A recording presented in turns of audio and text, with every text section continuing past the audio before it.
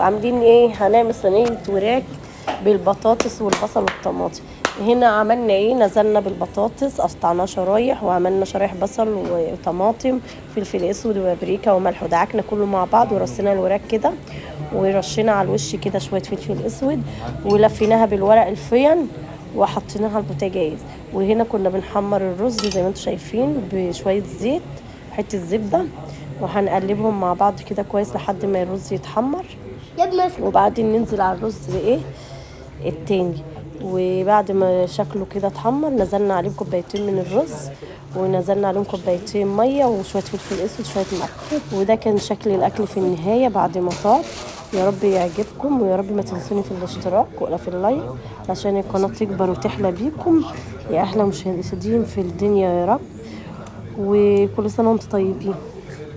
وبمناسبة السنة الجديدة يا رب بقى ما تنسوني في الاشتراك ولا في اللايك عشان القناة تكبر وتحلى بيكم. باي باي.